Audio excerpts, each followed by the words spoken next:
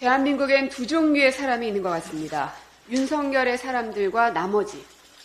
선택된 윤석열의 사람들은 학폭, 비리 혐의는 물론 범죄인으로 판결을 받아도 되살아납니다. 이동관 방통위원장, 박민 KBS 사장, 최기화 EBS 감사 등 수두룩합니다. 반면 나머지에 해당되는 사람들은 같은 편이었어도 배신자라는 꼬리표를 붙여 쫓아냅니다. 이준석 전 대표, 나경원 전 의원, 유승민 의원 등이 해당될 겁니다.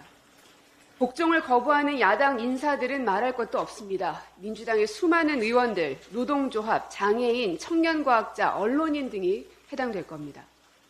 이렇듯 서로 한 카테고리에 묶일 수 없는 이들이 반윤이라는 깃발 아래 공감대를 형성하고 있는 작금의 상황을 보면 국민 통합을 이뤄낸 대통령에게 고맙다고 해야 하나 실소만 나옵니다. 국민권익위원회가 오늘 전원위원회를 열어 박문진의 권태선 이사장과 김석환 이사의 업무 추진비 사용 등 청탁금지법 위반 등에 대한 조사 결과를 발표할 예정이라고 합니다. KBS 박민 사장은 인사청문회가 실시되기 한참 전부터 청탁금지법 위반에 대한 신고가 들어갔지만 인청 때는 물론이고 사장이 되고 나서 KBS를 온통 쑥대밭으로 만들고 있는 지금까지도 결과는 전혀 들리지 않고 있습니다. 윤석열 대통령과 술잔을 부딪혔는지 여부가 인생을 이렇게 180도 다르게 만듭니다. 범법 행위를 했는지가 중요한 게 아니라 윤 대통령과 폭탄주를 마셨는지가 더 중요한 잣대가 되어버린 세상 같습니다. 이미 권태선 이사장에 대한 방통위의 해임 처분이 법원에서 부당한 것으로 결정된 바 있습니다. 그럼에도 윤석열 권익위는 무리한 권한을 휘둘러대고 있습니다. 첫째, 부패방지권익위법 59조 5항은 종결에 필요한 경우 피신고자의 의사에 반하지 않을 경우 의견이나 자료 제출 기회를 부여할 수 있다고 되어 있음에도 피신고자의 동의를 얻는 절차를 거치지 않았습니다.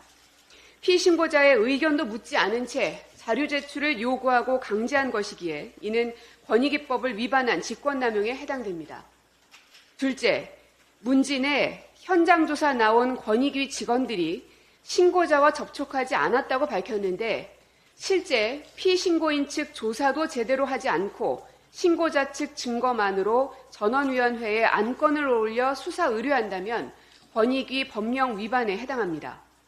제대로 된 조사도 없이 이례적인 전원위 안건 부의를 지시한 간부가 누구인지 반드시 확인할 필요가 있고 이에 동의한 전원위 위원들도 직권남용 소지가 있음을 잊지 마십시오.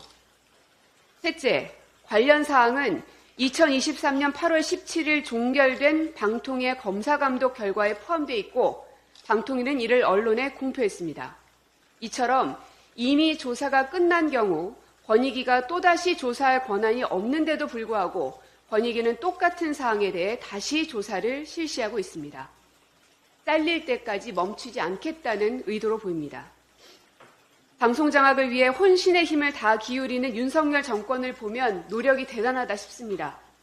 그런 노력을 국정 운영에 쏟았으면 우리 경제가 이렇게까지 어려워졌을까 하는 한탄만 나옵니다.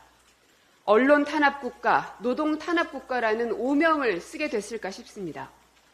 방통위 검사 감독을 통한 박문진 이사 해임이란 목표를 달성하는 데 실패하자 다시 국가기관인 권익위를 동원해서 억지로 죄를 만들어 씌우려는 윤 정부의 공영방송 장악 의도는 결코 성공하지 못할 것이며 반드시 그 대가를 치르게 될 것입니다.